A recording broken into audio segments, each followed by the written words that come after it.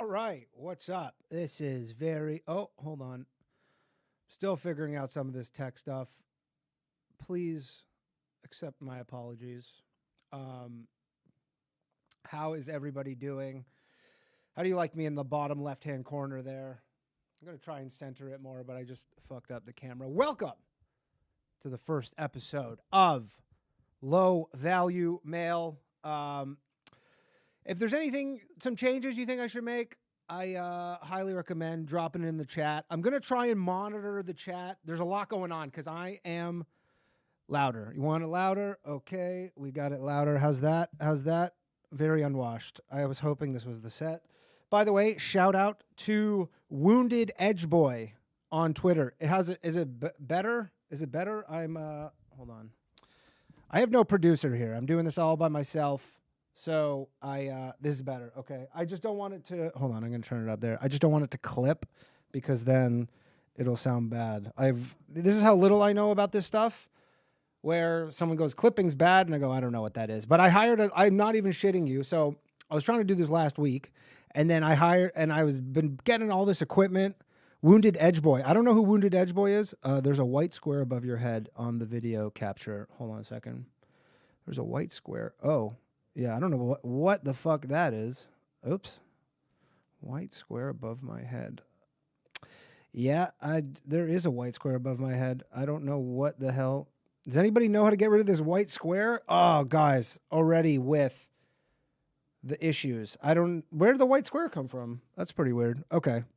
You're Jewish. Doesn't that mean you're automatically a producer? No, I don't. Shout out to all the low value males, all the high value males. Does anybody know why there's a white square here? My special. Yeah, it's a little, we'll let the conspiracy theorists deal with the white square. In terms of my special, are you using OBS, Patrick? Yes, I am. In terms of my special, just a few things to get out of the way. So I was going to release a special that I had already recorded, but there were some problems with the sound. So I'm going to be recording a new special March 10th in Brooklyn, New York at the Brooklyn Comedy Club. March 10th. It's a Thursday, 3 shows, get tickets. You can get tickets online. There's a link in my Twitter, whatever, like Linktree thing for that. Oh man, this white square is going to piss me off though. Does anybody where the fuck did this white square come from? That is so white squares are blacklisted now. Maybe it'll, you know what? And then there's probably going to be someone who's like a detractor of mine. And then they're going to be like, the white square is some sort of dog whistle. That's so weird that there's just this white square here all of a sudden. Part of me wants to do something about it, but then I'm also just like, whatever, white squares matter. Maybe I should not have mentioned it. Just add more white squares. I don't know how to add the original white square. Does anybody know? There's no white square on Twitch. It's on YouTube only. Oh God, the conspiracy nuts are going to fucking have a field day with this shit. Okay. So basically I just want to say for the show, kind of the premise here was that I just wanted to I always love talk radio. I don't know if anybody, I imagine some people like talk radio. Check layers in OBS. I have the layers in OBS sources. I don't see any white square. I don't know what the fuck. We might just have to deal with it. Go through to your sources one by one and make them invisible. See what white square. See, some people don't have the white squares. We're already starting off on a lovely conspiracy note because some people have the white square, some people don't. My fucking stupid microphone thing. We got some changes here at the studio, and then it just doesn't want to stay. Okay, much better. Okay, so anyways, I love that show Coast to Coast. I used to listen to that show Coast to Coast a lot.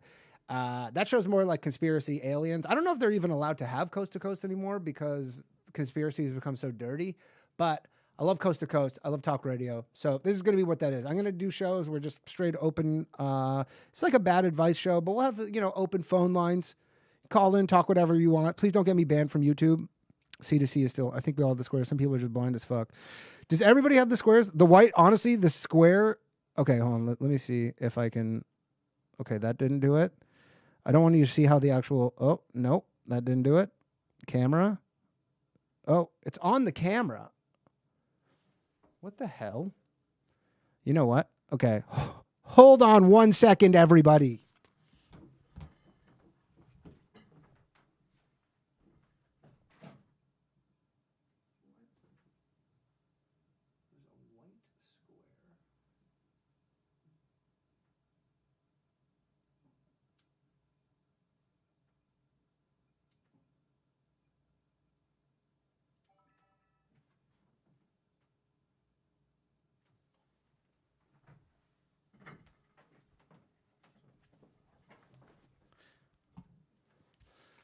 All right, the white square is back. I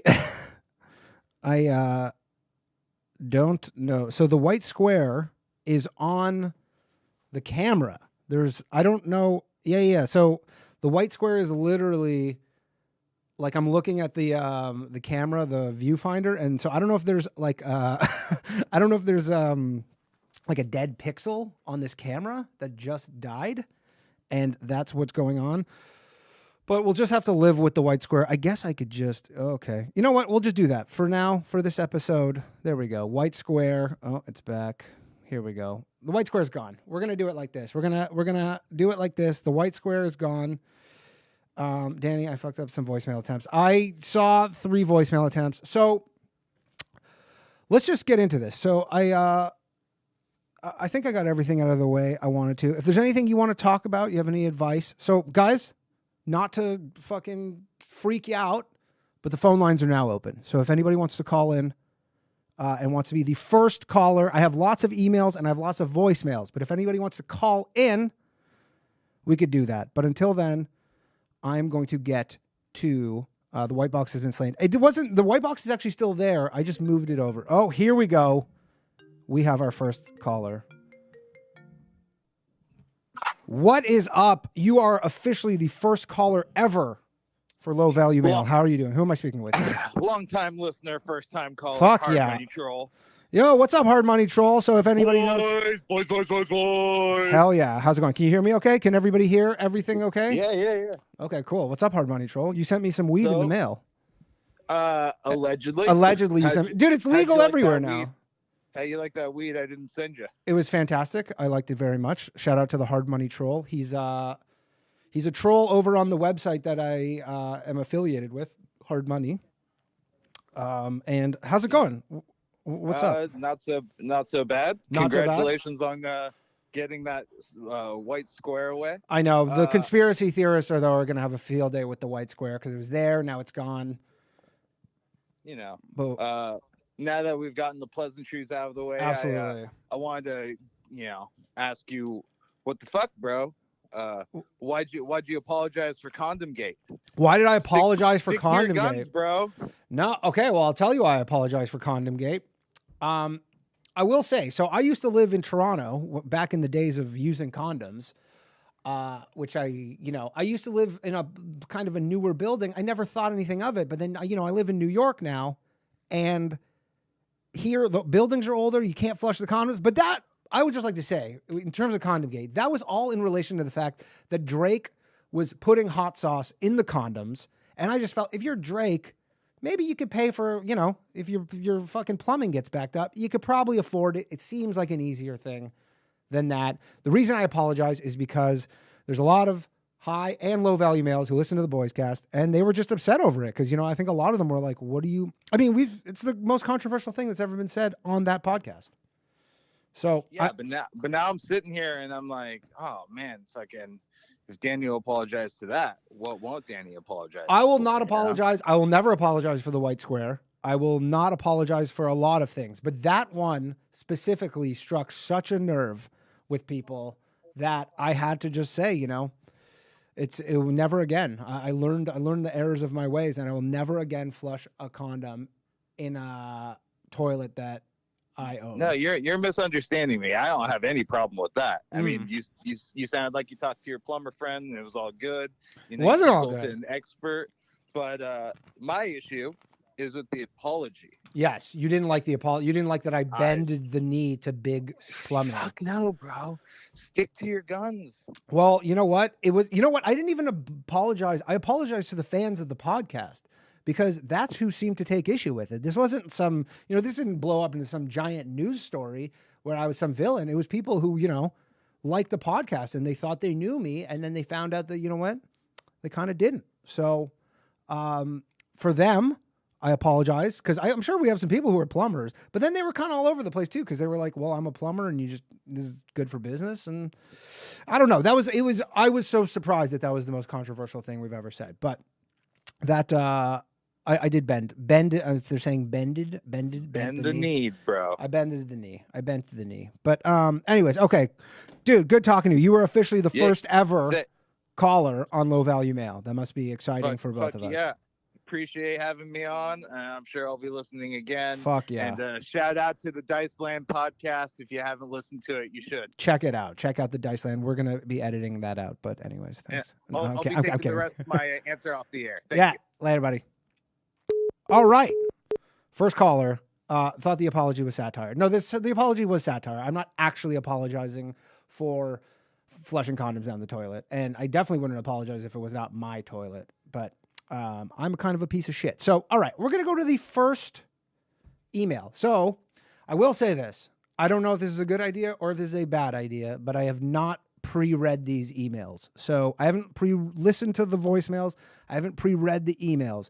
We have no screening because I am the producer here, obviously based on White Square Gate and what's already going on. So let's get to for question number 1. And it's from Super 7X, who's in this chat. Should I not say that? Is it bad? Guys, what do you guys think? Should I not say who's, did I just out you? Fuck it. We'll do it live. Little late now. Okay. So you know what? I'm not going to answer that question because I don't want to fucking out him, even though you're anonymous. Super 7X, what say you? Should I do it? Danny Polishchuk, and then it says, who died and made you Prime Minister of Canada? Okay, we're just going to say it because Super 7X is still, no, out me. I mean, he's, you guys are all smartly, anonymous. So, okay. How do I win my best friend's heart? Dear Danny, oh my God, is the email address too perfect for this question? LMAO. Okay, so I think Super 7X is a 13-year-old girl based off of that first sentence, but here we go. I'm in the best friend zone. My best friend, who I've known since 3rd grade and have an unrequited romantic feelings for, has just moved to Europe to live with her boyfriend and attend med school. Growing up, she's always made it clear she didn't feel the same way I did, but when college started, there was a shift. She started being a bit more flirty, kisses were even exchanged, and over alcohol, I even got a thigh job. That sounds... thigh job.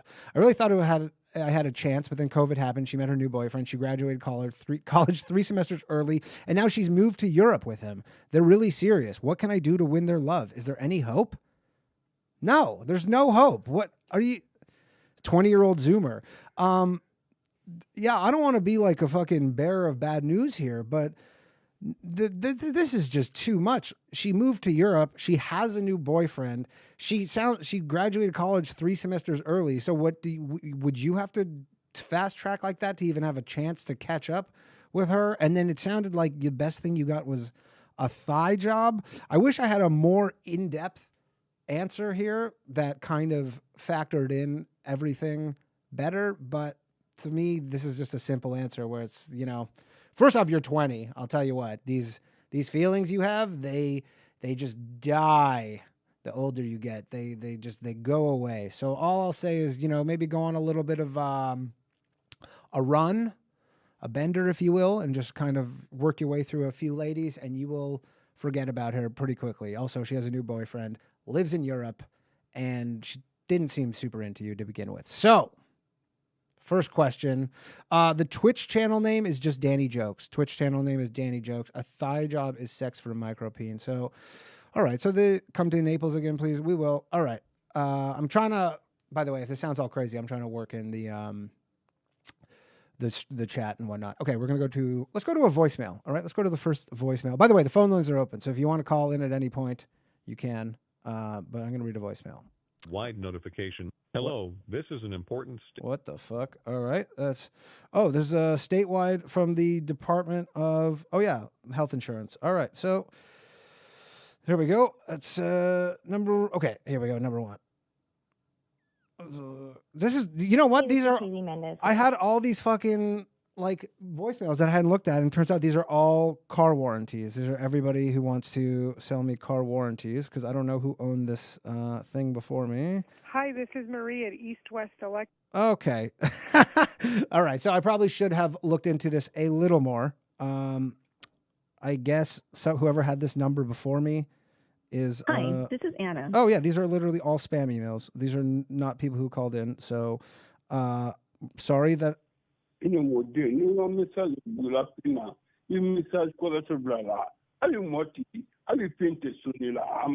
Okay. So I'm going to say that my policy of not screening the voicemails in advance Probably not the best idea because I guess whoever had this phone number before me is receiving some. Okay, let's see this. This is Ayana phone. Hi, this is Ayana phone. Okay, these are all okay. So in terms of voicemails, it looks like these are with the division of. Hello, my name. Oh man, these are literally all spam emails.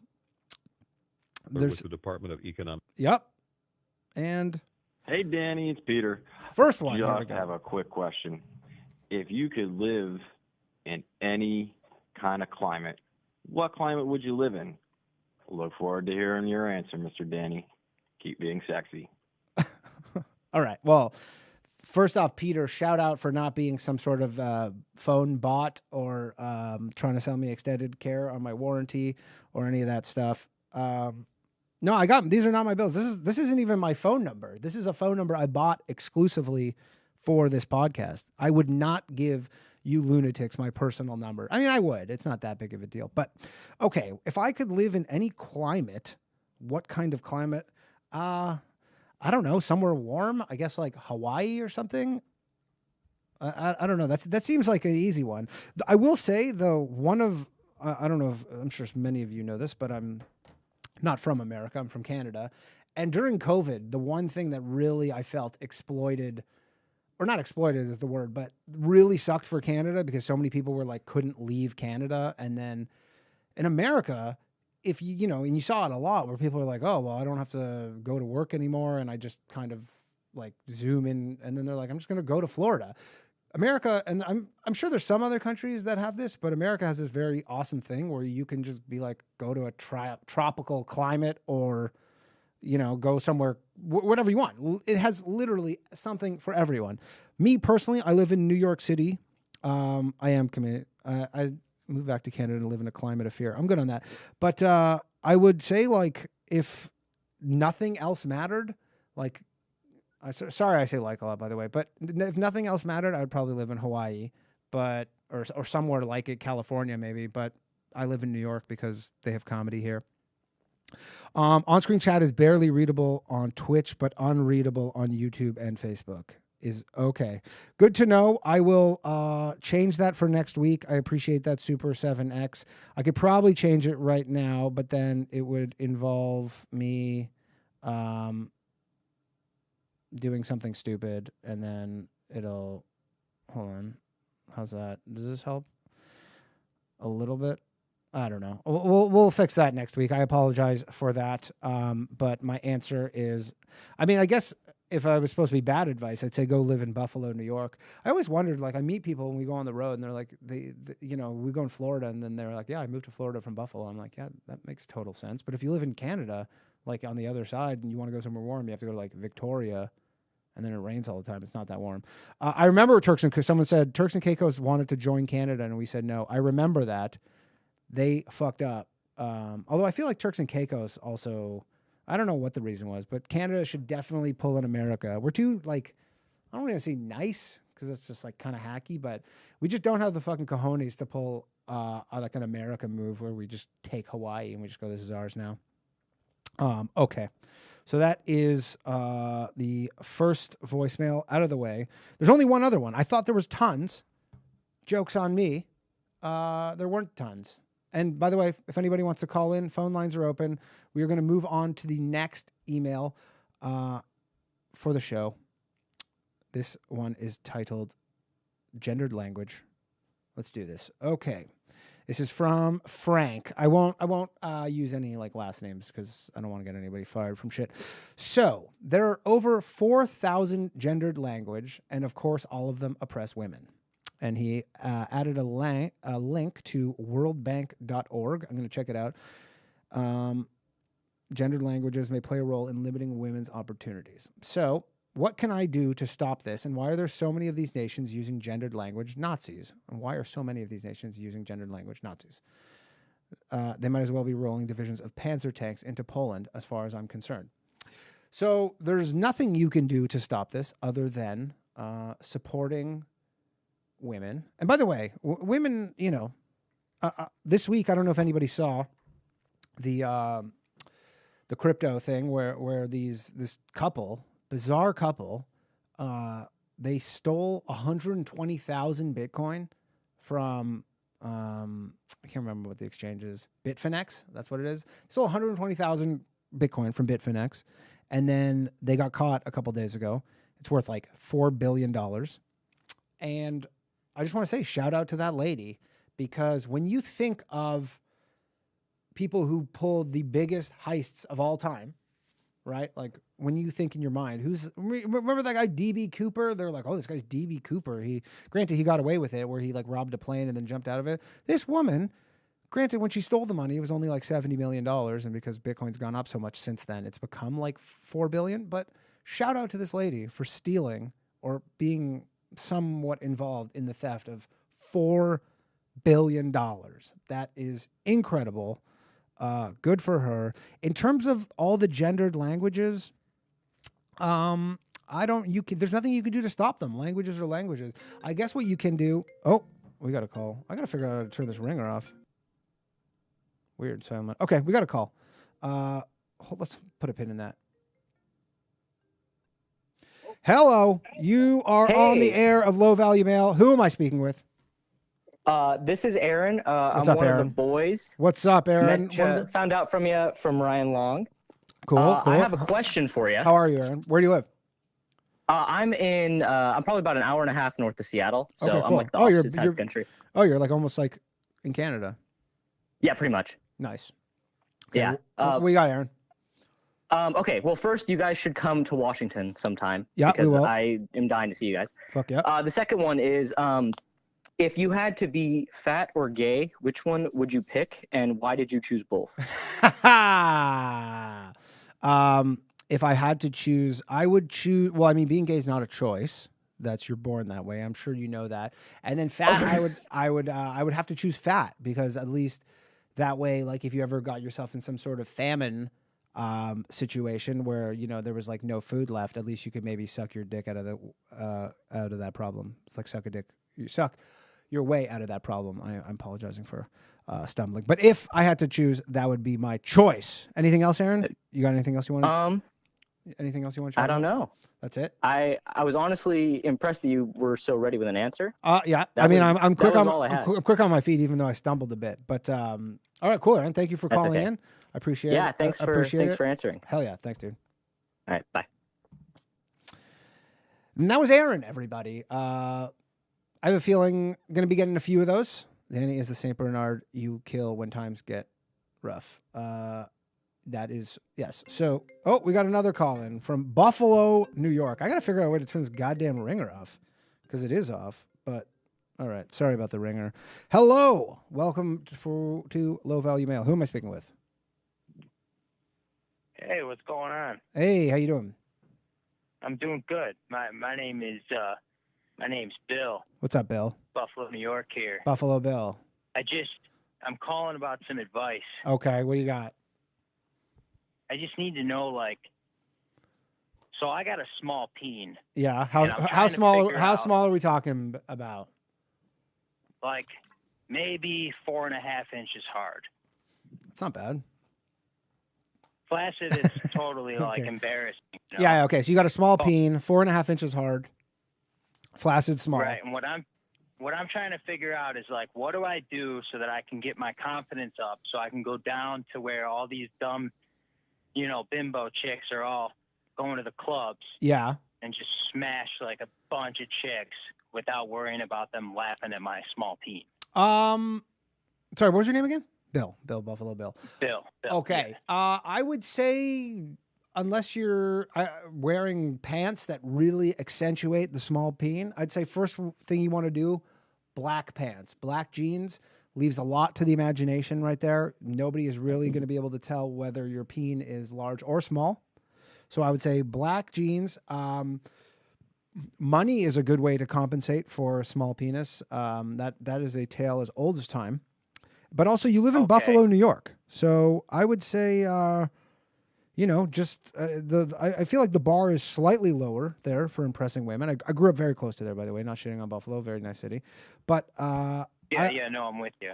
I would say, don't really worry about it, because I do feel that chicks care about that less than a lot of other things. Like if you have honestly, I feel like you could make up for a small peen with like a couple just good hobbies that a girl thinks might make money at some point down the line. Okay. Did that help? Cool. Did that help you at all? Yeah. By the way, kind of. What if that about, doesn't like, help, then what I'd say penis pump. Just pump your penis before you go out and get an extra inch on there. But it'll probably only last the night. What if I just get those extra big condoms? What are they? They're called magnifiers or something? The magnums, What if I the get magnifiers, yeah. Those will Yeah. not help you. No, that trick probably lasted. Like that trick where a guy sees a hot girl at like a 7-Eleven and then he orders magnums and then she's like, oh. I think women have been fooled enough on that one where they know that that's just unreliable. That if a man has magnums, he might not necessarily need them for actual use. It might just be to trick them. So I think women are wise to that. And yeah. All right. Cool, Bill. Well, thanks for being someone I could lean on, man. No problem, Bill. Take care. All right. Rock on. All right. That was Bill from Buffalo. Still don't know how to turn the ringer off. I apologize for that. It's literally turned off too. It's flipped to mute, you know. It says silent mode on, but sometimes when silent mode on, the money troll's worth. Okay, we got another call. This one is from Victoria, British Columbia. What is up? Welcome to Low Value Mail. Who am I speaking with? I was just about, by the way, I see that you're next up on the voicemails. I was just going to. Oh, fuck. Don't look at those voicemails, man. Holy. Yeah, they're bad? They did not go well. They did not go well? No, sir. Okay, who am I speaking with? My name is Joel. What's up, Joel? How you doing? You're in Victoria? Not too bad. Yeah, I'm from Victoria, BC. Nice. So My brother lives there. thing. My brother lives in Victoria, BC. Very nice place. It is. It's beautiful here. How are things with like lockdowns and stuff? They're pretty much like over that shit there, right? No, not really. Bars are all closed and shit. Like all the bars gyms in are still Victoria are still closed? The clubs are, like the dancing spots. You can go to the bars, but there's like table restrictions, vaccine passports and shit. It's kind of brutal. All that shit. It's so crazy to me how like it's it's like a different world there. I was gonna say it's a different country, but it is a different country. But it is really like you cross the line, right? I Down mean, in Washington, it's not that bad. You guys have truckers mobilizing in BC? There's been some protests. Yeah, I've been studying my ass off, so I haven't really been down to any of them. But that's good. Yeah, even the gym at my school, I have to like book an hour time slot, and I can't go in for longer or shorter than that period of time. Like I got to go in, no before, no after. It's yeah, brutal. I feel you. That sucks. There was a gym in New York like last year. This is like how far like behind everywhere in Canada is. But last year, a gym near me in New York, that was their deal where you had to like book in the spots. But like that's been over for literally 9 months. But and then I just found a gym. See, Canada, this is why it's different there because they're more conformist. But like I just went and found a gym that they're like, yeah, we don't give a shit about any of this stuff. You don't even have to wear a mask. And that's where I gave them my money. Yeah, I mean the numbers aren't showing much of a difference with these lockdowns anyway, to my knowledge. So I don't know what the fuck we're still doing, but yeah, that's a whole other podcast in and of itself. Yeah. Okay, so what we got? What do you want to talk about? So my question was, what is like some general life advice that you have for a younger fellow, junior fellow? How old are you? I'm 20. 20. Okay, cool.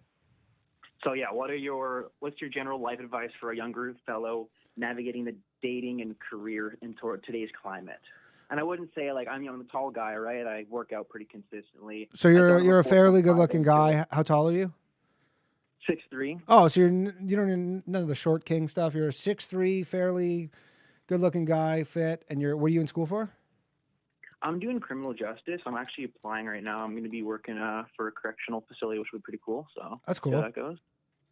That's cool. Yeah, that's exciting. But the ladies they don't really seem to be looking the direction of like a younger guy who doesn't have all this money. And well, cars. yeah. So I'm not socially retarded either. So you're not socially retarded, or you are? I'm not. Yeah. So here's the thing: is I think when you're a 20-year-old man. And I'm sure you have a lot of 20-year-old women friends just because those are whatever, your age group.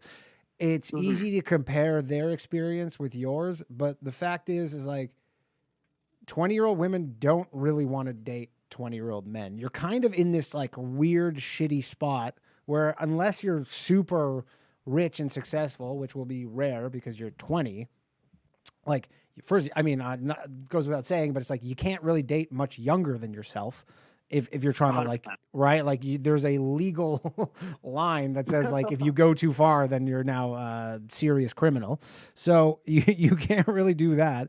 And then it's obviously hard to date older because, well, it gets to a point, right? Like you can probably like a 24-year-old woman doesn't want to date you, but I'm sure you get like a 40-year-old woman too, but you might not want that. I would say for a 20-year-old guy, you just got to find the girls. There are plenty of them your age that will, I'm sure, want to date you. Do you use, what do? You on the apps there? I've tried the apps, but there's not. I mean, I had one hookup, but the chick went from a 4 to or from like a 6 to a 4 with the clothes off, so it was no go for sure. But. And you know what? Here's the thing, man. It's like you're in a like triply fucked scenario because I was gonna say currently people who are if you can go meet people in person, that is actually hugely advantageous because there's less people kind of like trying to date like approach women and stuff like in person. But you can't even go out anywhere. Like, where are you supposed to even do that? Well, that's what I'm saying. I always ask my buddies, right? It's like I'm a pretty moderate guy, so it's like I can't go to like the colleges because everybody there is like progressive off their rocker. And I can't go to the clubs because it's a bunch of 24-year-olds who, the moment they learn my age, they're not interested anymore. So it's like, where the fuck do I meet these chicks? I would say maybe. Oh, that's a tough one. I mean, I would say for the clubs and stuff, maybe just like don't make your age known. Like if they ask, I mean, I guess if they ask you, dude, that is a real tough one. I would say well, based on everything being closed, the apps seem to be the way to go. I mean, I can't imagine that you have a lot of luck just going on Instagram and just DMing girls. That does work sometimes, though. I will say that if you just, but it's like a bit thirsty, right? You got. It is a bit thirsty, but you got to kind of go look in avenues that people aren't as populated, right? Like the problem is with something like Tinder, like Tinder, you're kind of competing against everybody. Oh, the stats are not in your favor, no. No, so you want to kind of go play in the sandbox where there's less people playing. And by sandbox, I mean, again, do not date girls who are younger than 18. But I would say try that. I don't know I haven't been on Tinder in like 5 years. So I don't know if it's changed much. Do you have like stuff are you vaccinated? Yeah. I don't have the boost yet because I had COVID, so I'm just waiting on that. Yeah, you probably don't need it unless they won't let you do stuff. Think I do. So are a lot of girls out there like have their vax stuff in their Tinder? I can't imagine like girls like some of them do, but that's kind of like you can just use that to weed them out of the pool for sure. Someone in the chat saying use Hinge. Tinder sucks, but yeah, Hinge is a bit better, but it's really not that profitable. I don't know.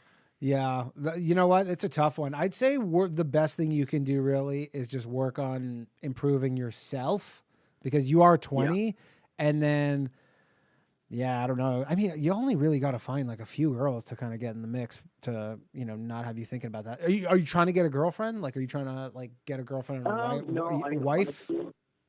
Honestly, I'm working hard at the gym. I'm going to school full time, trying to get the career set up. So I would say focus more on the career, less. I mean, obviously, there's that just monster that lives inside you that just needs to get laid, and so you got to feed the monster occasionally. But I would say focus more on the career.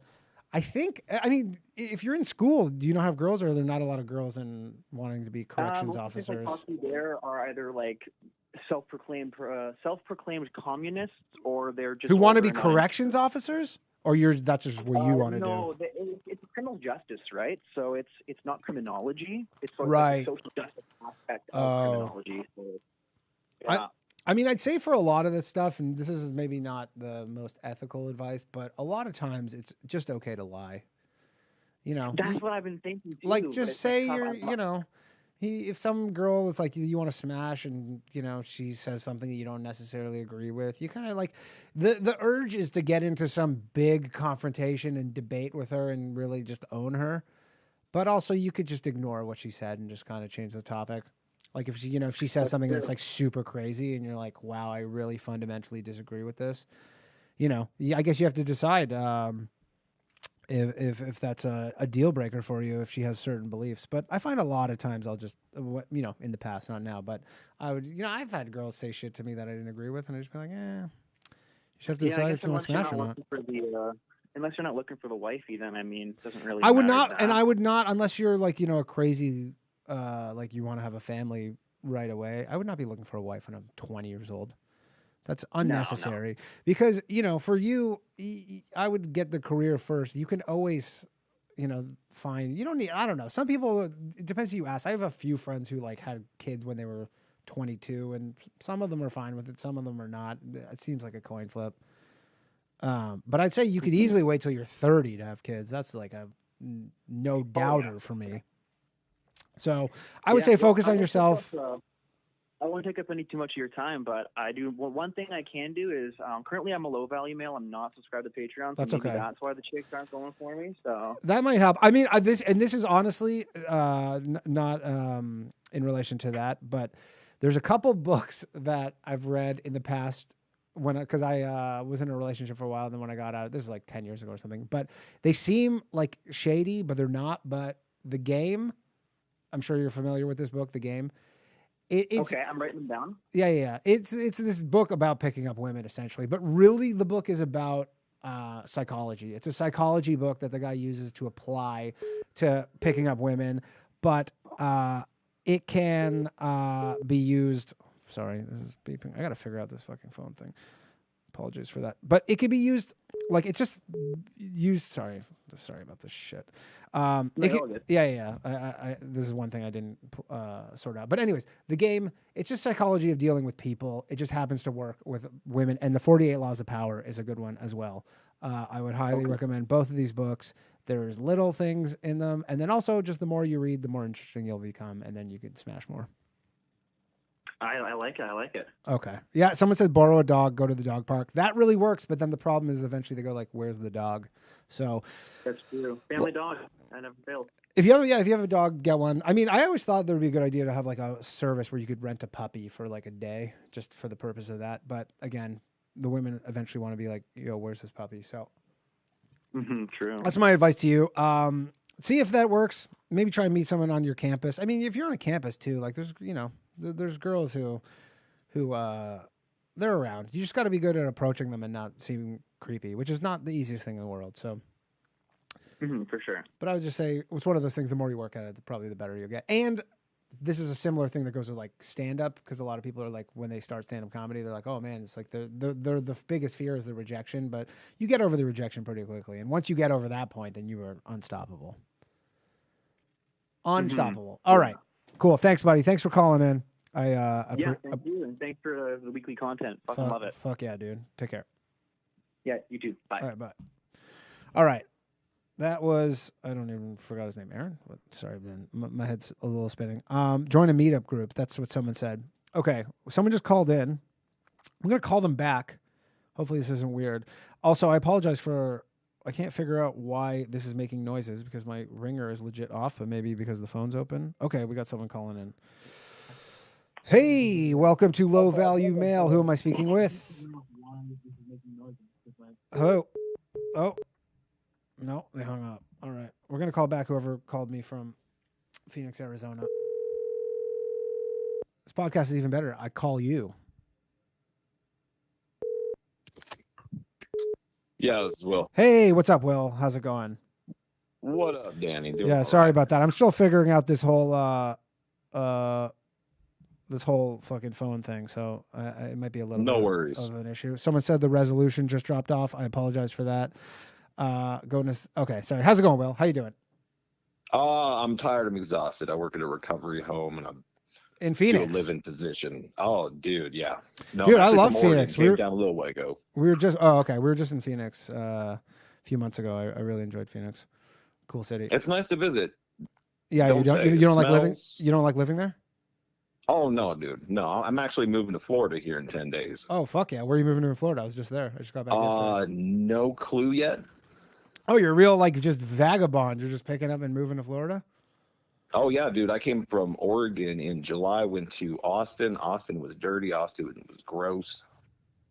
And came back up through Texas. And now you just found yourself there. And you're working at a recovery home, like a rehab? Yeah, no, it's right after. So when people come out of detox, they come to us, and then usually they go either home or to like a sober living after that. Okay, cool. So, but I want to get your thoughts on something because, okay, so I'm 38, single, no kids, mostly due to a ton of childhood trauma. Okay. I've worked as a caregiver for the last 25 years. So You work as a- relationships, yeah. And do you work as a caregiver because is that related to the childhood trauma? Like, is it something like where you kind of deal with that by, like coping, kind of helping other people? Yeah, no, it's coping. It was a coping mechanism. Okay. I mean, in terms of coping mechanisms, I guess that's a pretty good coping mechanism. I'm sure people have coping mechanisms that are much more destructive and less helpful. Oh yeah, no, I've learned a lot and I've helped a lot of people. So that's cool. It's been good on both sides. Cool. But so lately, what I've been practicing is semen retention because I'm getting to a point in life where, I'm fucking done. I'm trying to find a mate, get out there, get laid, whatever. Yeah. And practicing semen retention, except the use of hardcore pornography when you get that craving, you get that urge, you get that I'm going to kill somebody. Yeah. Unless I let off a little bit of steam. Yeah. And yeah, it's like that Stanhope joke. So how long have you been retaining function. your semen for? Oh no, it goes on spurts. Spurts, it goes in a cycle. Spurts, you say? Literally. So what's the longest you went? I remember, I think 4 years ago, I was like, you know what? I'm not gonna jerk off for the month of April. And I think I got like 4 days and that was it. I think that's the best I ever got. It's a couple weeks at most. A couple weeks. Okay. Like, and because I know there's athletes like Muhammad Ali was famous where he would not like do that at all until after his fights. Cause I think he kind of felt like it made him like a bit more of an animal, but I also feel like it would kind of use, too much of your brain in certain capacities that it could be distracting. Well, I mean, to a certain extent it can be. And then the whole thing about it is, there's got to be something to it where the exhaustion of those resources, because I mean, literally semen is what gives life. Mm-hmm.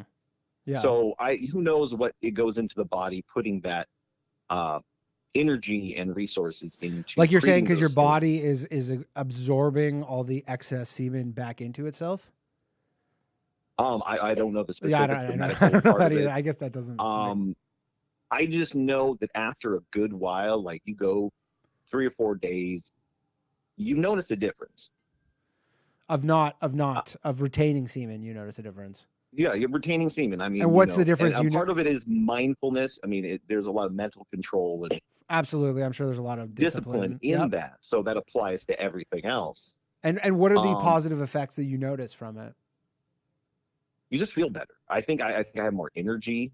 I think it helps with depression probably, but that could be, I don't know, biologically what that is, but it's definitely that mental side of it. I'm not fixated upon anything in that area sexually. Interesting. But, I feel like the more you didn't kind of do that, the more it would you would think about it, but maybe it could be, maybe once you master the mental element, but anyways, go on.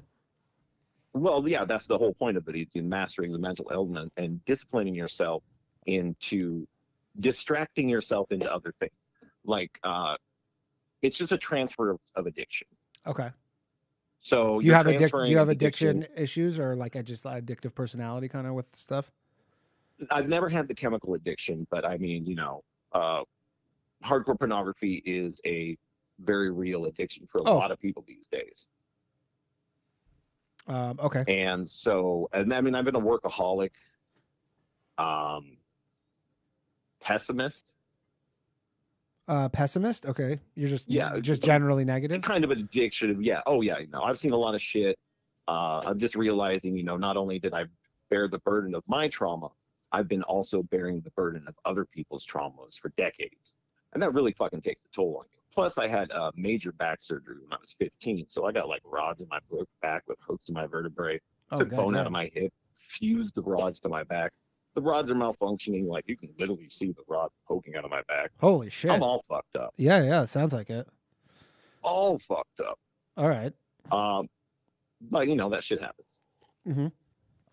Is that and that's the trauma? Is from whatever someone said they got a herniated disc Fuck, I gotta figure this out. Oh yeah, no. The disc below my fusions is all shot because most of my back was static, and so there's that one vertebrae on the bottom that took all the hits. God damn. So, and of course, my dad died when I was 9, and then I had major back surgery at 15. Diagnosed paranoid schizophrenic in my early 20s. Clinically depressed at 13. Damn. So sorry, go on. Yeah. But I'm for what I've been through, I'm pretty good. Okay. And of course, over the years, the finding a partner, finding a mate is really hard for me. Boy, don't exactly have the best social skills. You don't have the best social skills. No. I'm especially with chronic pain. So you have just don't want to be around anybody. So you don't want to be around anybody. You have chronic pain. You have a bunch of trauma, whatnot. But you want to find somebody to be with, is what you're saying. Well, that's a biological need. Yeah. But I feel like there are some people who just kind of are able to repress that, and they just they're able to ignore it. Oh yeah, no. But you're saying you want that. Well, I mean, eventually, I'm looking toward it, but I'm talking about between that time where instead of trying to force the situation and fixate upon it, let it organically flow. Find a situation, and if it comes, it comes, and you never know. I mean, I may be single for the rest of my life. I may die tomorrow. Well, that is one, I guess, good way of thinking about it is that it's not in your control. I mean, not that it's not in your control, but so are you on the apps? Like, what are you doing? What's your game plan for those? My game plan for a relationship or anything? Yeah, or just meeting women. Well, I mean, I'm moving to Florida here pretty soon. All right. The women are a bit looser down there. They care a little less about their health. That's a good one. Understandably, most likely, I'm 38. I'm probably going to 38 is not that old. I mean, the main thing I'll say with guys who are 38, their biggest issue if they're trying to date is sometimes they'll be like trying to date 20-year-olds, and that's probably not the most reasonable. No, I couldn't deal with that. Yeah. But there are some guys who are like that. And you're like, and they're like, I can't meet women. And you're like, yeah, because you're a fucking idiot. Right. So I mean, and it sounds so you work, you have a job, you're gainfully employed.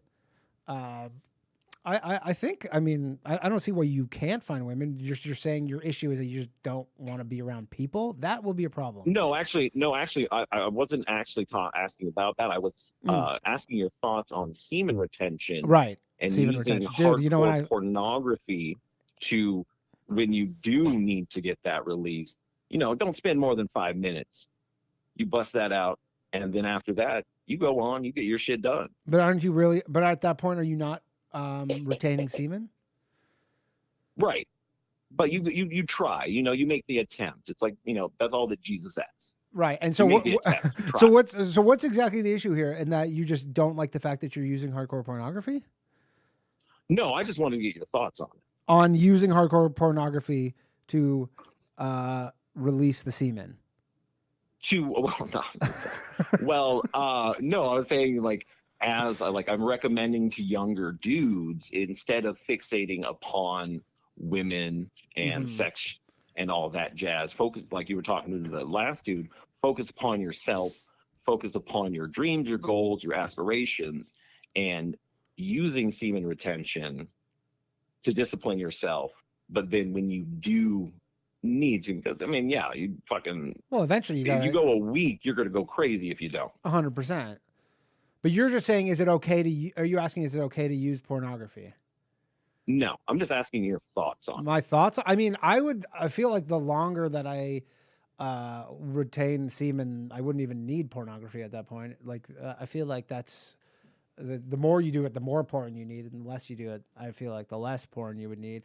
I haven't really looked a lot into semen retention. I feel like if you think it works for you, go for it. But I don't really know. I tried it. Didn't work for me. That's for sure. Okay. But I don't think there's a problem if you need porn once you decide that you need to get all the juices out. I don't think that's so bad. I feel like... Well, I'm actually advocating for use of pornography instead of going out and, finding, some...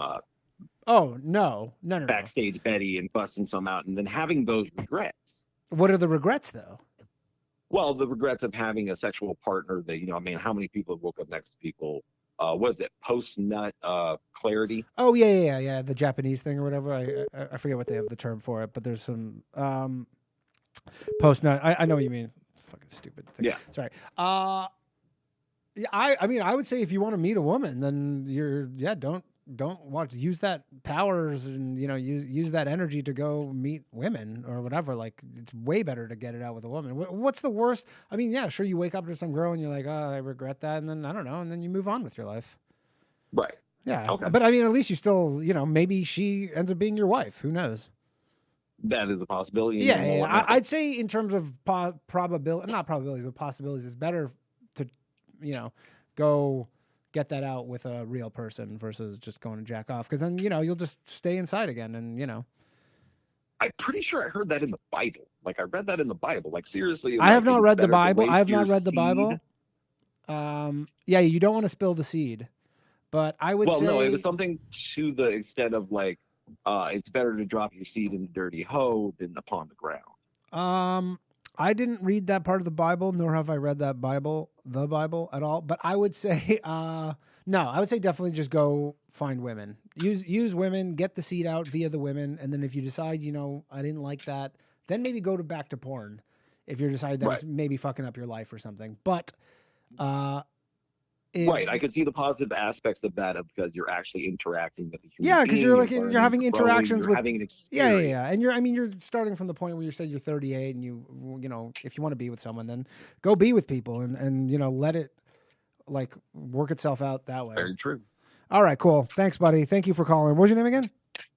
Will. Thank you for calling in, Will. I appreciate you calling in and listening. I appreciate you doing this. Thanks, bud. man. Take care. Have a good one. Bye. All right, semen retention. That is an interesting one. I don't know about that. We're gonna call back some people here. We got some. I apologize if you're calling in. I apologize if you're listening and it's making these stupid noises because I can't figure this out. Hello. Please state your name after the tone, and Google Voice will try to connect. No, someone called from a Google Voice, so that'll go into the messages. We're gonna call. Kitchener, Ontario. Someone called from Kitchener, Ontario. We're gonna call them back. Let's see what we got here.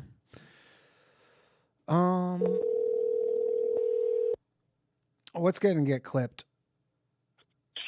Yo, Danny. Yo, what is up? You are. What's happening? How's it going? Who am I speaking with? You're speaking with Adrian. What's up, Adrian? Kitchener, Ontario. Adrian, how are you doing? I'm doing all right. I had a question for you, buddy. I Hell went yeah. to your show at York where Antifa pulled the fire alarm. Oh yeah, you were at that show at U of T. You mean? Yeah. I was bugging you on Twitter. I saw you on Crowder years ago. Yeah. But was Ryan at that show? Yeah, Ryan was on the show.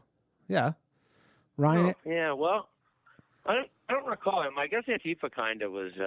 Yeah, well, they pulled. kind of a So little for bit people who free don't, ad for you. so for people who don't know what he's talking about, before I moved to America, as a joke, I did this free speech comedy show, and then Antifa broke the locks of the comedy club, and then we ended up it ended up being this huge news story, and then we're like, okay, we're going to do it in a theater instead because it kind of blew up, and then so we did it in the theater. I rented out this huge theater. And then like within 10 minutes, they pulled the fire alarm. As I was hosting, I was on stage. They pulled the fire alarm, which is, I guess, a move of theirs. And normally with that kind of stuff, because the fire department has to come, they got to like clear the whole building to make sure it's not a real fire. And generally that like ends shows because it'll take, an hour and a half. But a guy who was a fan of mine was there, and he's a firefighter. He spoke to them and told them, he goes, yo, this is bullshit. And then they just like reset it, and we got to have our show. So that was pretty cool. That was a funny time. But yeah, so your question is, what was Ryan on that show? Yeah, I didn't recall him being there. I recall because I had heard of you, right? I saw you on Crowder, I think, like the week before. Okay. So he wasn't kind of on my radar really at the time. I didn't until like the racist and not racist sketch. Or whatever. The woke You guys racist were in love. sketch. That was fucking hilarious. Yeah. Exactly. Yeah, that was the woke first racist sketch. Yeah, that was golden, right? But. And another question: your podcast you used to do with your buddies.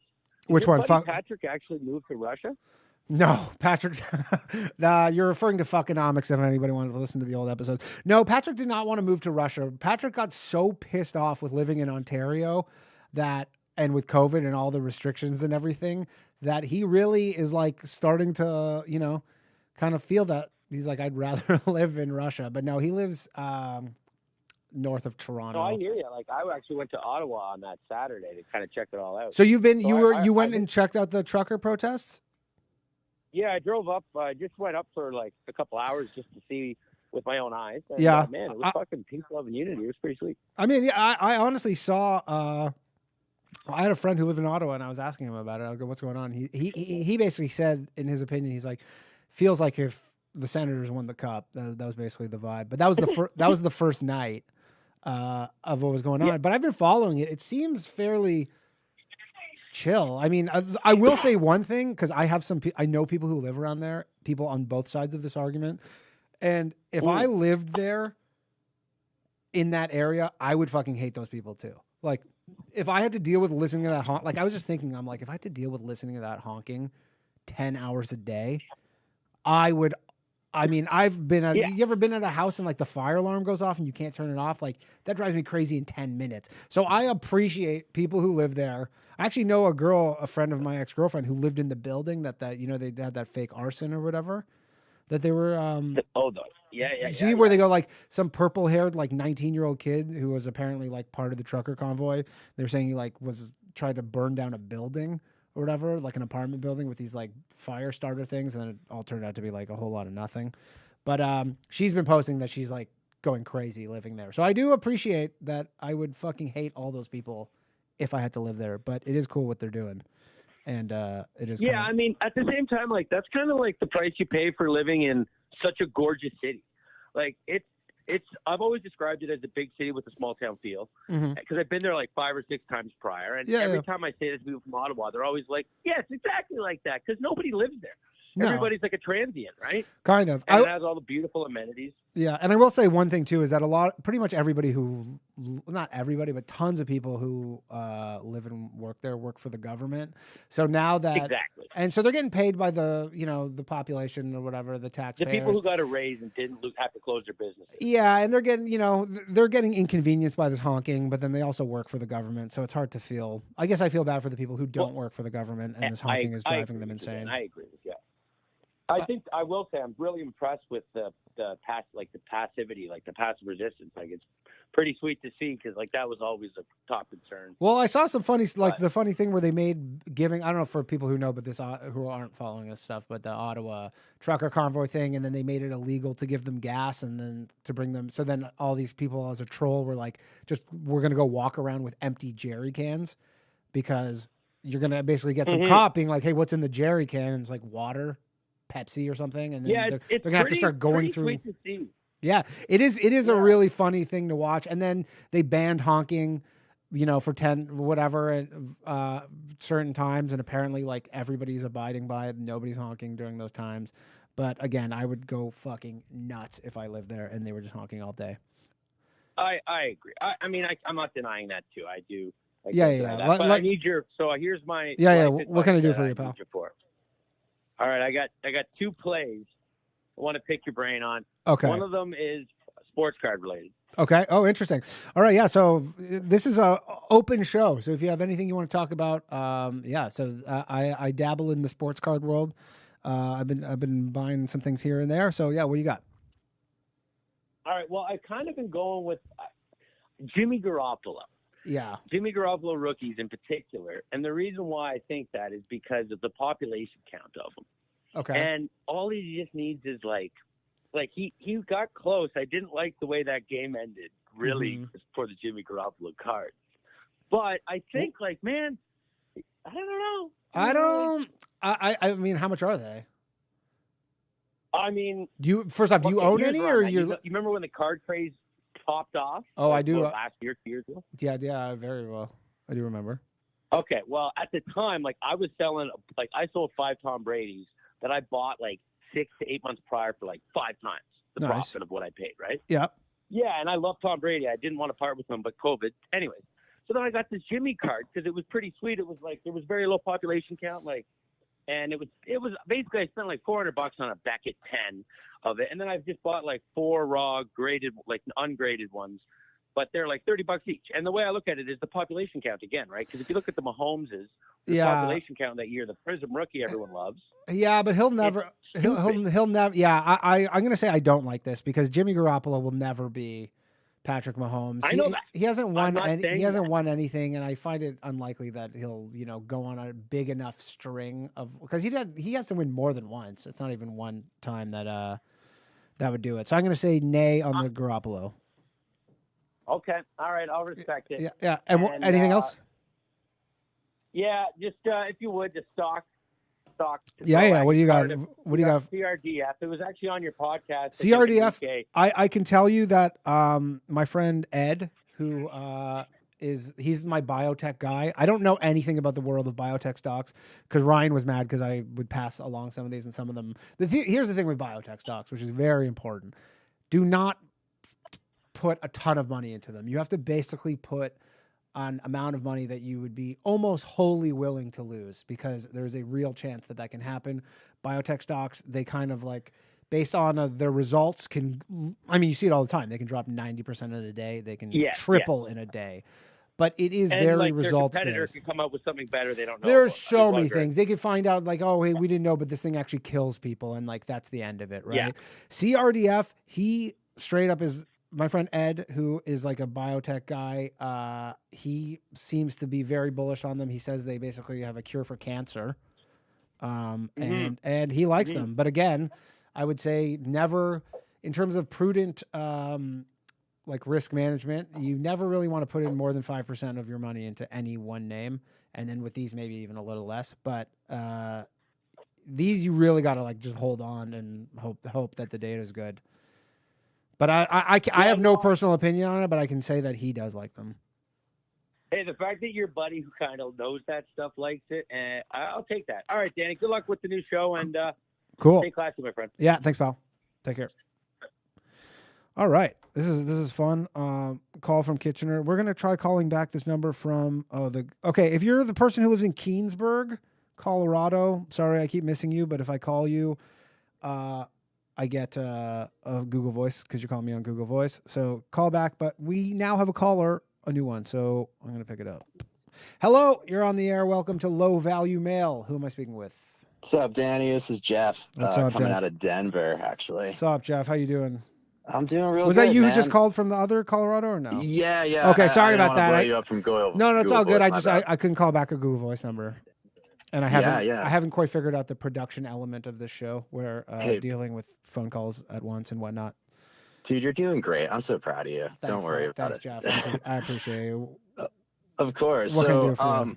Yeah, so despite the egregious stock tips Ryan claimed you give him, which is kind of like piggybacking off of the other caller question at the end there, you seem like you're doing pretty well for yourself financially. So my question is about how someone in a creative field like yourself can start accumulating wealth in their late 20s without like a ton of capital up front. So I went the startup route right out of college. I've been running a little media company. What's your media for the company? Past 6-ish years. Do you want to plug? You want to plug it? Yeah, Empathize Studio, Empath Eyes, 2 words. And Cool. so I do mostly video production. Sounds like you also do drugs. Yeah. Based on that name, I can guess that there's been some drugs in your past and in your future. Yeah, for sure. I'm sure we've even tripped across each other at a fish show or something. Oh, possibly. Yeah. Possibly. Definitely possible.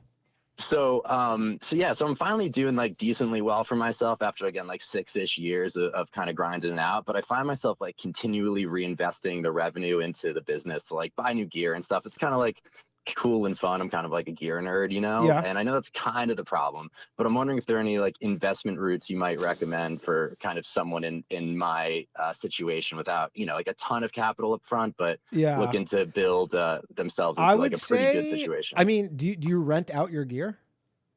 Not really. So is it like video production stuff? Yeah, exactly. I mean, I'll tell you this.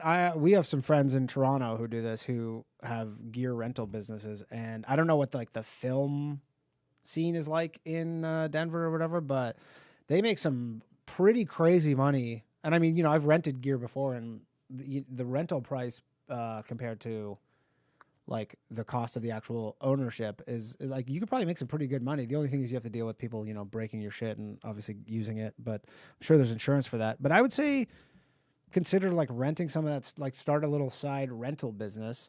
And then also if you can scale your current business, I mean, the best thing you can really do is reinvest it into the business if you're able to like, make that money productive. Totally. And I think, yeah, I'm definitely kind of on Also, on that path. sorry to cut you off, but someone just in the chat, listen to the Hard Money podcast. It's my friend's podcast. There's some very smart guys on there that have some very good information just regarding the markets. But yeah, sorry, go ahead. Yeah, well, I'll have to check that out. But yeah, I think it's kind of along that vein because, yeah, like I definitely got a bunch of side hustles here. And I guess I'm just kind of wondering how to make the money work for me. If there are any like sort of more like investment, traditional call it, or untraditional, maybe. I mean, I would do like, I not totally up to speed with like, because I just moved here from Canada, but I know there's obviously like tax-free accounts where you can kind of like invest in those. I would say like, max those out if you can. I know that's definitely a good idea because you can, and I mean, the thing too is a lot of times people want to make money really quickly, but with the power of compounding, you're like, it's almost, if you can just like put as much money you can into like, some account and just buy, good companies, the S&P 500, because essentially buying that stuff is you're just betting on America. Like if you look at any sort of time frame,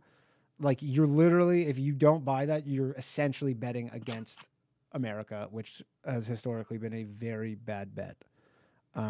Historically, yeah. Yeah. Well, I mean, there's a lot of people who, they short the market or whatever because they think like, oh, this is it, this is the end, and it's never the end. World War II, like all these crises, it's never the end. Now, does that mean that that's not going to be the case in the future? I don't fucking know. But yeah, I would say in terms of like investing in the stock market, for you, I would say too, like, because this is one thing that, especially I was thinking about with Ryan, where like I give him tips, but like he doesn't really want to like actively manage his portfolio. And if you're not going to actively manage it, like where you don't want to be really dedicating like time and I don't think I'm a bandwidth. trader. I don't think that's me. Yeah, but if you don't want, then I would honestly take the best thing to do is literally spend zero bandwidth on this and just buy the index, because I mean, if you looked even last year, so few hedge funds outperformed the index. It's the odds of you doing it with not spending a lot of time on it are very low. Okay, very low. And it ropes in a lot of people because they think they're going to be that guy or that person where you're like, yeah, I'm going to be the person to take it down. But I'd say the odds are you're not going to. So I would just buy the index and just let it compound and reinvest the dividends is probably your best bet. And then, but I would say the best thing you do is focus on your business, because that's how you could make the most money by far. I appreciate that. Okay. And so quick follow-up on that. Yes. What about like, this may sound ridiculous, but like paying back your student loans, is that like something that you'd recommend doing before you start like putting money back into like investments, or like let that bubble burst and just ride it out? Break down. So how much student debt do you have? Because you can't get rid of it, right? In America, in America, it doesn't even like, discharge. Even bankruptcy. Yeah, it doesn't discharge, right?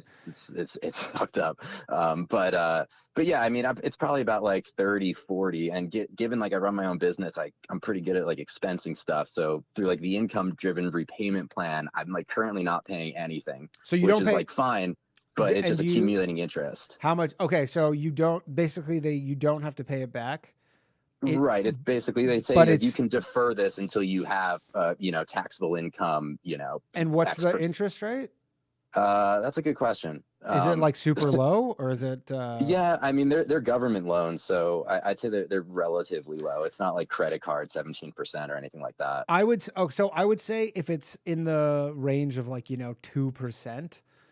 I mean, I would say you shouldn't pay it back, because realistically, I mean, first off, if inflation is as high as people say it is, then I think technically that amount is going down, and you want to have that debt. I mean, if you believe inflation's high, you're right, at 8%. Yeah, like if you believe inflation's high, then you want to have debt that's at 2% that you don't pay back, because that number relative will get lower. But also, you should be fairly easily be able to beat a 2% return.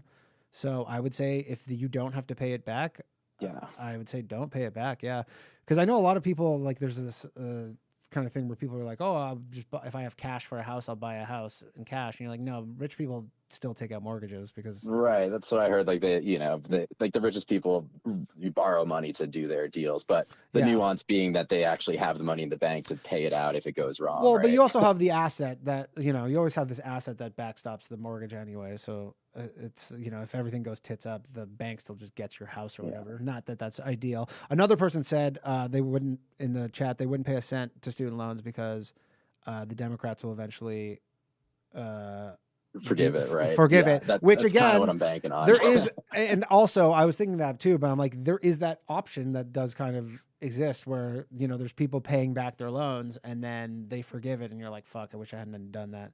I would check the interest rates, but if the interest rates are low, like sub 3%, I would just do, I wouldn't pay it back. Especially if they're not making you too. And I see someone recommending Gary Vee. I'm gonna have to check him out. He just basically wants you to go to garage sales and fucking rinse people out of stuff that's very valuable. Well, right on, dude. I appreciate your input. Thanks, man. All right, thanks, dude. Take care. You too. Bye. All right, that was. I apologize, by the way. I forget your names pretty quickly because I say them to myself at the beginning and then I forget them pretty quickly. Just to show you guys know, tonight it's 11:11. We've been on for an hour and 10 minutes. I'm gonna go 90. We're gonna do these shows 90 minutes. I'm sorry if I'm not getting all your emails because there's all these calls, but the phone lines are open. I'm gonna read. Go back to an email here because we have some emails that are from. Oh man, they're coming in. Okay. By the way, if I don't get to your shit, we will get to them next week. I promise. For the emails and stuff, the calls. I appreciate everybody calling in. This is super fun. Okay, here's another investing question. Okay, my brother swears up and down that due to inflation, we should take all of our money out of banks and just invest it in stocks on Robinhood. I have like $10K in a checking account. Should I just split it between 4 blue chip stocks or keep safe where it is earning 0.1% interest? Thanks. So this is and it's interesting because we were just talking about this. There's this guy Ray Dalio. He's this famous investor guy, and forever he was saying cash is trash. You never want to have cash right now because inflation is wearing it down. And I tend to agree. Obviously, the main thing with this is timing. If you have a time horizon of say 20 years, and you're just like, look, I just want to like buy little bits of stocks and see where they're at in 20 years, then yes, 100%. It's not a good idea to keep money in your checking account. But if this is like you have 10K and you're like, I might need some of it in 6 months from now, don't go put it in the stock market because 6 months from now, your 10K could easily be 5K, even if you put them in companies that, are blue chips, quote unquote. The stock market could be anywhere in 6 months or even a year.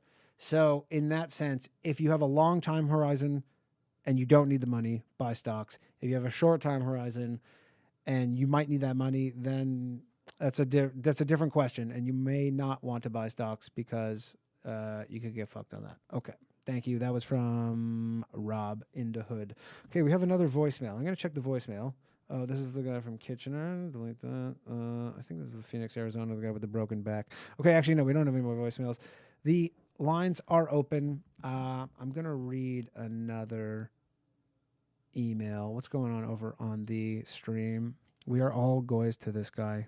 I don't know what that means. Although I do know that Jews use the term goy. People who are not Jews don't like that term very much. It's I didn't really. It's a weird one where Jews are just like, I don't even think Jews use it negatively. Some do for sure, but I feel like they probably should not do that. Oh, yeah, another thing with the stocks is just follow whatever Nancy Pelosi does. Someone mentioned that, and that is a good idea. Okay, more advice. This is from Curtis. My wife is always online shopping or buying stuff on Facebook Marketplace or thrift stores. They're usually great deals or a useful product, but they're never really a need. We only have so much space. Our apartment has stuff everywhere. We end up often donating half the stuff back to Value Village eventually to make space. How can I break this spending addiction, or is it just all women like to spend money? I can't remember which philosopher said this, but what he said was something to the tune of women be shopping. You know that women be shopping. And I think it was maybe Chris Rock, but women be shopping. It's just how it is. My girlfriend, I'll say this, she constantly orders shit online. constantly just order stuff. I almost think she does it in lieu of actually going out and shopping because I guess with women's clothing, they'll just order shit. You get it. You kind of try it on. And if it doesn't fit, then you just return it. I would say with this thing, the best thing you can do is make a rule of a one in, one out thing where you say, look, if you're going to buy, we have so much shit where if you're going to buy something new, you have to get rid of one thing. And just the act of making them, I guess, think about that and make that decision can hopefully have them think twice about buying shit that you really don't need. Because, you know, you say stuff like, oh, they're great deals, but who cares if it's a great deal if it's something you absolutely don't need? And I would say, yeah, I'm pretty minimalist. I don't own a lot of shit.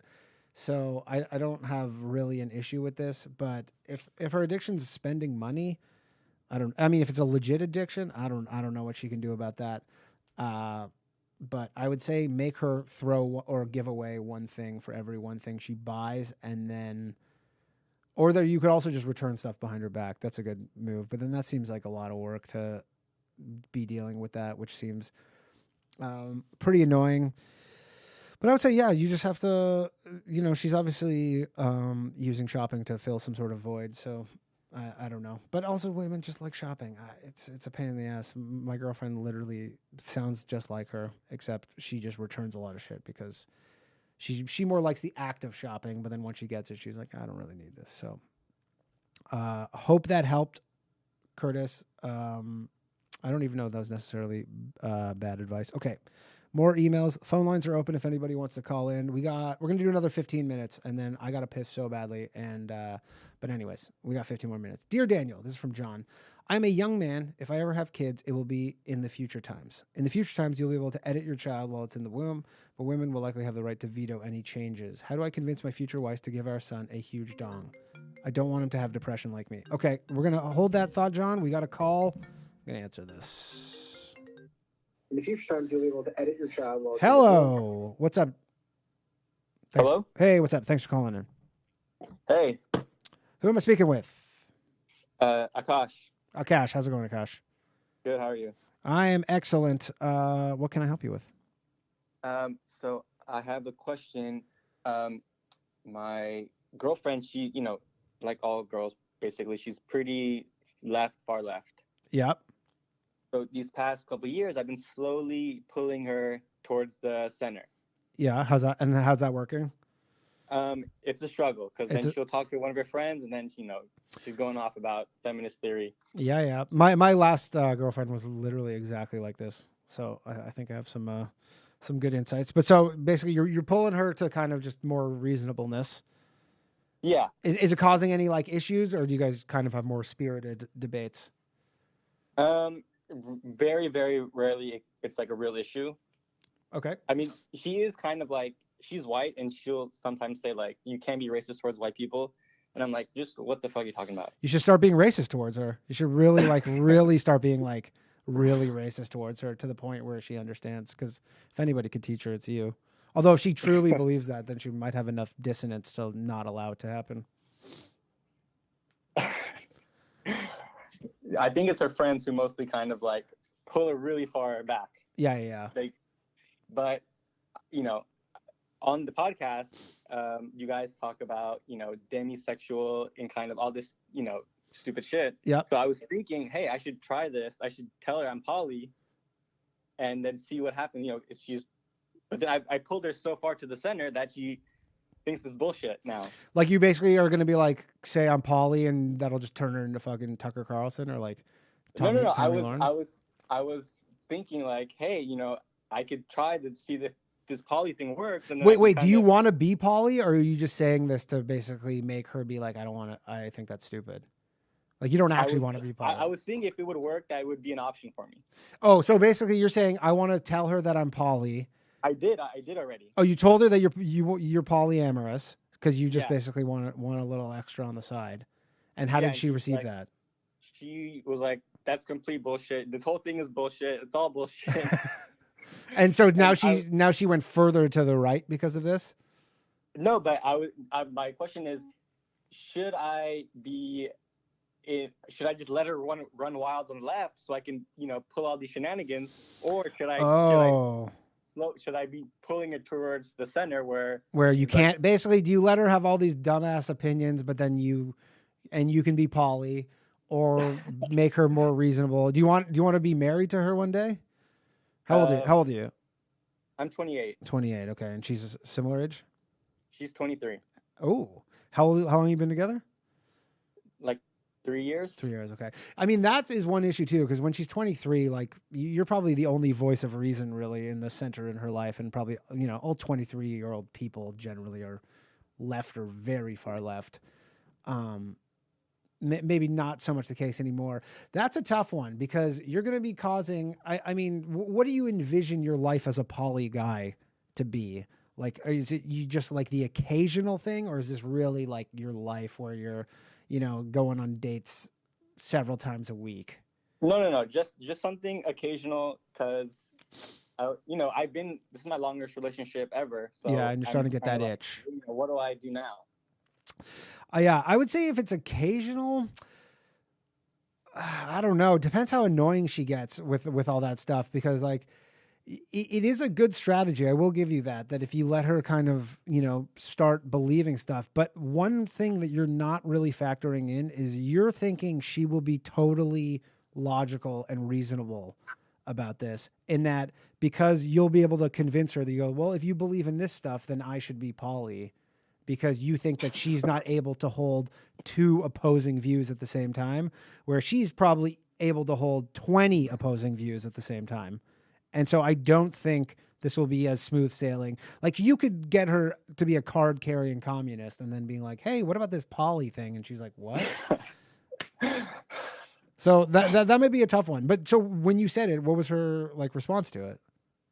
She was and what was the conversation here? Did you say, hey, I think I'm poly?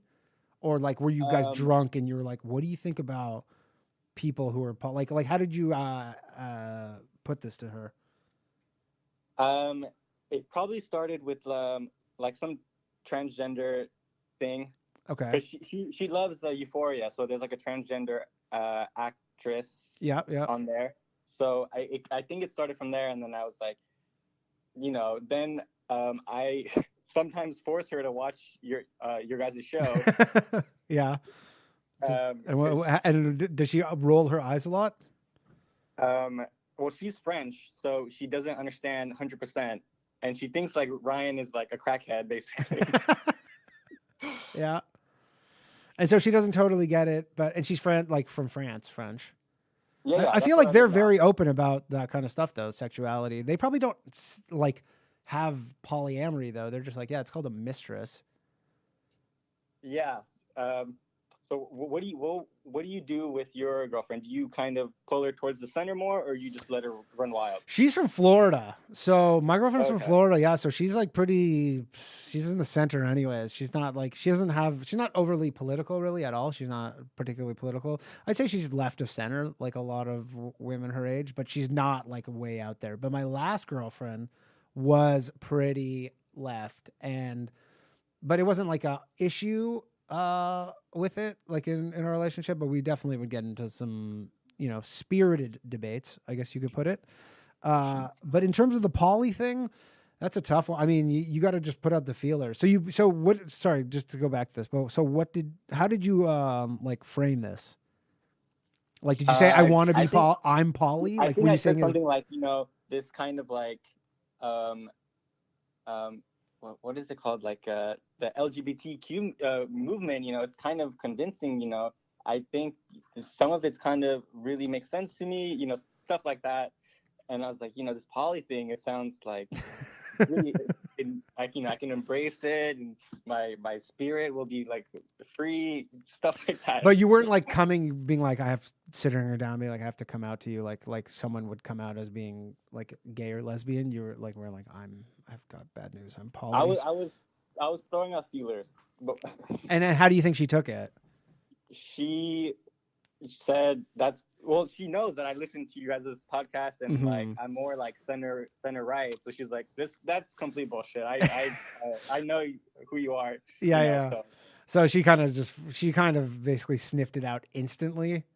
Yeah. Yeah, that's probably not good. Because at this point, I think if she knows that about you, it's going to be, she'll know your motives kind of. And no matter how far you push her to the left, she kind of knows that you're not poly and you just want to smash other chicks. All right. So you think it's dead in the water? I shouldn't. I think you're dead in the water. Yeah, I don't think you're going to be able to make this one work. Well, and also like with the poly thing, is she going to be poly too? Like, Well, are you going to no, be like, hey, she how do you wouldn't. feel about us being poly? Or is it like, No, no. I'm going to be poly, you stay home? Yeah, I'm poly. She's there for me when I call her. Yeah, but this is your girl. Ideally. Yeah, yeah. You're playing this game on level super hard if you're trying this. I'd say if your identity was someone who was like super far left, way easier to pull this shit off, like by a factor of 100, like way easier, because obviously it would be like congruent with your identity and whatnot. But yeah, I would say that's going to be a tough one. I mean, you know what? I guess it depends how badly you want to stay with her, because some guys, I'm sure, try it. I mean, you could try it again, but I would say bring this up maybe 1-2 more times tops. And then if you don't think you're getting anywhere with it, leave it. Because the problem too is if you keep saying Polly and she keeps shutting you down, she might shut you down and then just still go far left, and you're not really going to be able to do anything about it. Yeah. It's a tough one. It's a tough one. But I'd say, I mean, the poly thing from a guy who is known to not be super far left, pulling that off is pretty tough. It's a high degree of difficulty. But I think you know that. I think you know that. Yeah, but I mean, when I heard you guys talking about like demisexual and everything, it kind of got the wheels turning. I mean, it is again. I'm sure you're not the only one. I'm sure there are a lot of guys who are trying to use this like, you know, lefty gobbledygook to their advantage. But the problem is, I think you need to be that overall, because it just comes off as just not real. And I think even the most basic person would understand that. But yeah, I don't know. It doesn't sound like she was very receptive. So I'm going to say maybe try this one more time, put out the feelers, but it sounds like she called you out on this pretty quickly. Yeah. I also have another question. Yeah. If I can. Yeah.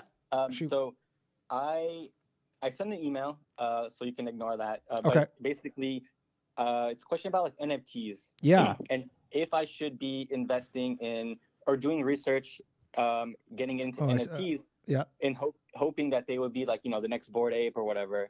Okay. So here's my thoughts on NFTs. I own NFTs. The only NFTs I own are currently I own one Solana stupid thing that my friend convinced me to buy that I spent $300 on, which is maybe worth 10 cents.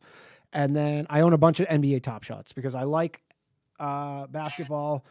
I think they're cool. And I also think it's more of like an asymmetric bet on the future, because I think that if like sports cards, people in 10 years give a shit about NFTs, and then like the Series 1 NBA Top Shots could be very valuable just based on the fact they're like the first one, they're rare.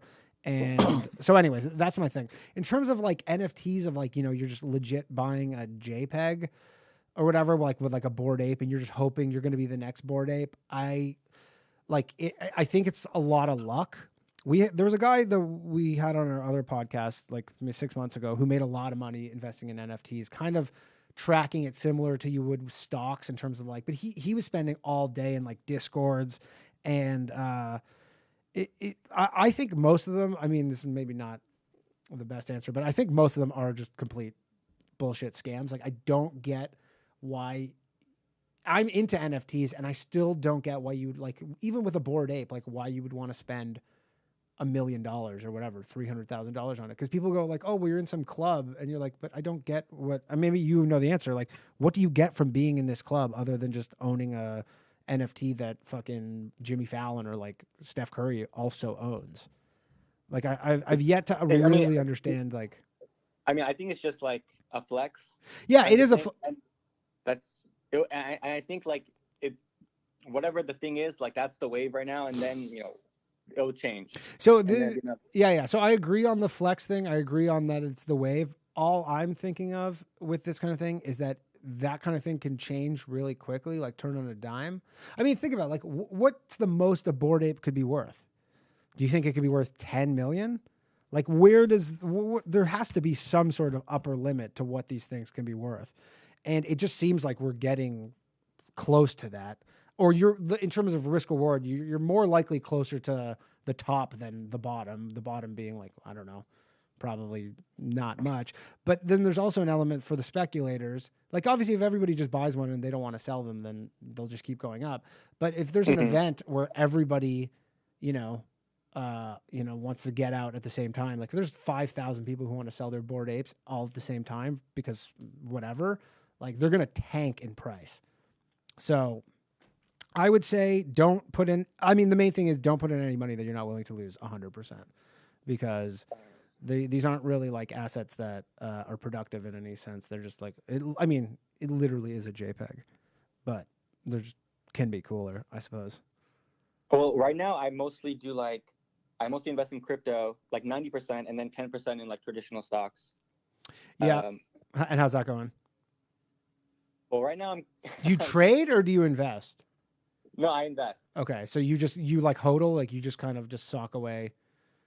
Yeah, I just like, every week or so I put in like 300-400 and I just don't touch it, because then. And what are you buying? Sell it, and then I mostly buy Bitcoin and Ethereum, and then I have some like other random Just stuff. like random alts and stuff. Okay. Yeah.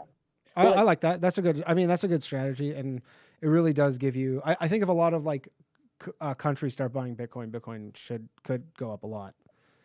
So should I stick mostly to like the main ones like Bitcoin and Ethereum, or should I kind of look more to altcoins? Because then as well, if one of them pops off, then like I make a killing. Yeah, I'll say this with like the altcoins is, you got to learn what they do, because really the value of these things is in like their ability to, solve some kind of problem. Like, Ethereum in for example, like, the whole smart contracts thing, like that will solve some sort of problem and there will be some sort of value. I don't know how to really value them specifically. Like, is Ethereum worth whatever it's trading at, $3,200? I don't know. Could it go to 20,000? Possibly. I know that it's become disinflationary because they're like burning them. But for the alts and stuff, you have to really look into them, because the fact is like in 20 years from now, they can't all make it. Like most of them have to go to zero, and the best ones will, the cream will rise to the top or whatever the fuck. But like they can't all make it. There's no way that there can be 30 smart contract like cryptocurrencies that all are making it. My guess would be it'll probably be Ethereum or I don't know, something else. But I would say probably in terms of a prudence thing, 90% cryptocurrency, 10% stocks is not a good. I would go like 50-50. Oh yeah. I think so, because again, you're like everybody knows the cryptocurrency in the back of their mind. They're like, these could all go to zero. Who fucking knows? But that like Apple and you won't get the same return out of like an Apple or a Tesla or the S&P 500, but you also don't have the chance of these going to zero. So, yeah. All right. So yes, that'll be my answer for you. And best of luck with your investing endeavors, and more importantly, your polyamory endeavors, which I don't know which one's less likely, to be honest. I think but just a quick last thing. Yeah. Are you guys going to come to like do like a world tour type of thing, or come to France anytime in the horizon? You live in France? Yeah, I live in Paris now. Oh, you live in Paris? Yeah. I am going to. Well, I don't know if we're going to go tour Europe, but I am going on vacation to Paris in the summer. I'll be there at some point. Maybe I'll try and put on a show there. Yeah, that'd be awesome. Yeah, maybe. I don't think Ryan's coming because he doesn't want to pay for his girlfriend because he's a cheap fuck. But I will be in Paris definitely this summer at some point. So have a look out for that. Maybe I'll see. I don't know if we have a lot of fans in Paris, but maybe we have some. Anyways, cool. Right. Nice talking to you, Akash. Yeah, thanks. Take care. See ya. Okay. We got whoops. Sorry, everybody. Okay, what time is it? 11:30. We're going to keep this going a little bit. I don't have to pee that badly. Someone keeps trying to call me with no caller ID. I promise next week I'm going to figure out this whole caller ID thing so that someone's people saying buy cum rocket. Someone's asking, is disinflation different from deflation? I don't think so. Yeah, 90-10 crypto, very high risk tolerance. And yeah, I was going to say that actually. Someone said with the digital flex thing, where apparently in Miami now the big flex is instead of having a Rolex or super expensive watch, you have just like your Bored Ape on your Apple Watch or whatever the fuck. But I would still be more inclined to own a real watch that's worth real money. Okay, so someone was trying to call me. If this person wants to call back, it was no caller ID. Call back, and I'll answer you as the last call. If not, I'm going to answer one more question from the emails. Here we go. Problems at work. Dear Mr. Polishchuk, I've been having issues with my coworker recently, and I'm not sure how to resolve it. I've been trying to train this poor neurotic Indian man for several months now, but I'm afraid he just isn't getting it. I'll give him advice one moment, and he straight up ignores me the next. When I try to get him work quickly and efficiently, he wastes my time by taking the slowest possible steps to complete his work. How can I help this slow individual and save my sanity at work? I will say that, okay, put this on hold. We're going to take this one call, and then I'm going to come back to this to end the show. Hello, you're on the air. Who am I speaking with?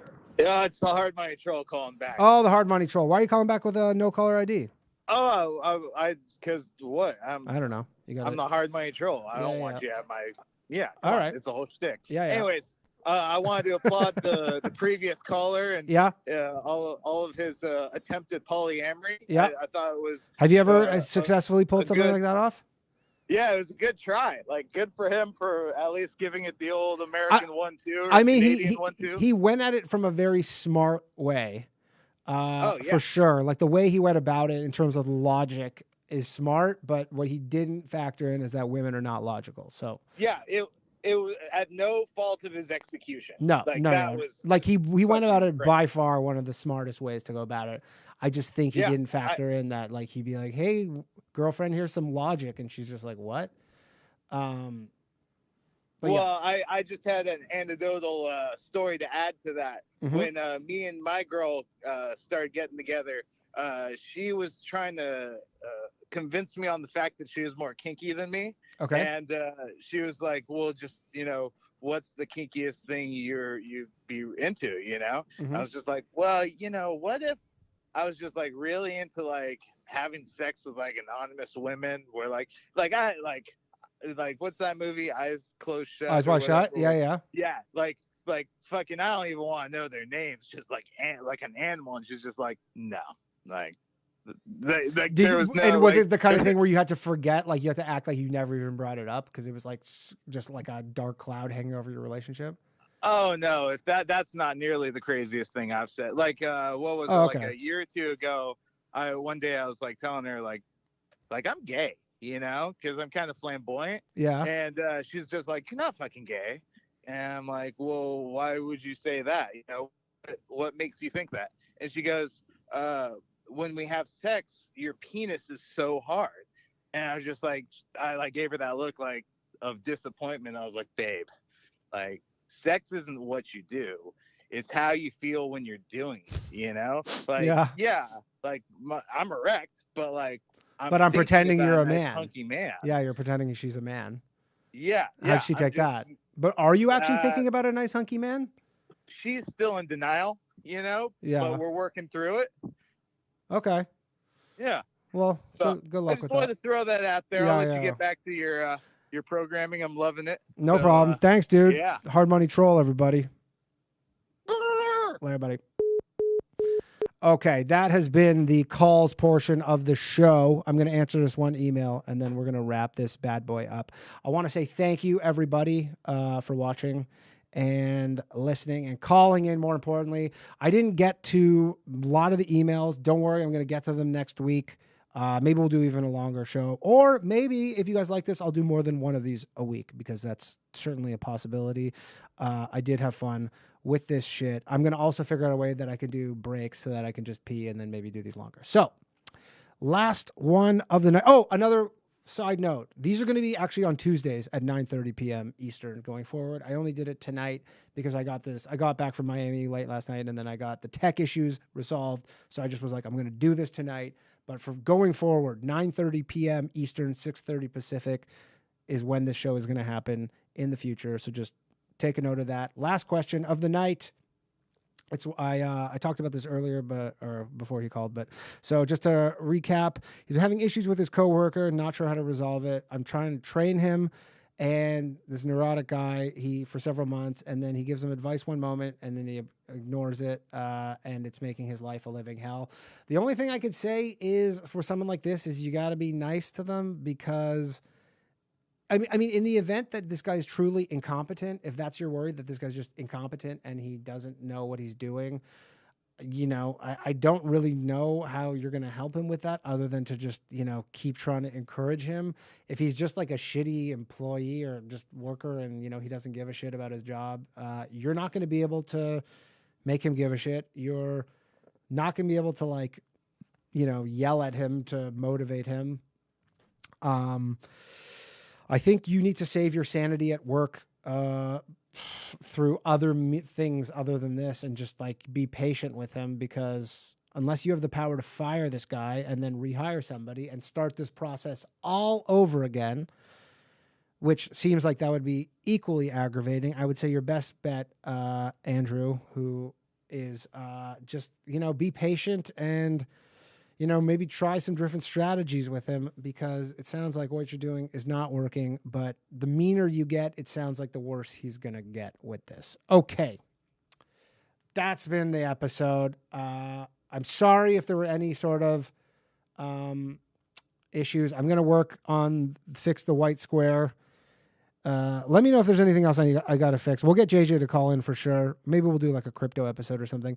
But I'm going to fix the white square. I'm going to fix the streaming on OBS so that it's bigger. I didn't realize it looked so small. If there's anything else you have an ideas with, send it in. Thank you very much, everybody. And by the way, throughout the course of the week, if you want to leave a voicemail, you can just call into that number and leave a voicemail. You don't have to wait for the night of the show if you don't want to call in live. You can send an email at any point to lowvaluemailquestions@gmail.com.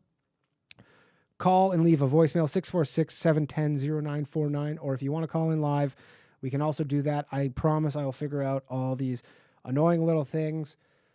Thank you, everybody, for being patient and watching and listening to this episode. We will see you next week, Tuesday at 9:30 Eastern Time, 6:30 Pacific. Have a good night. Bye-bye.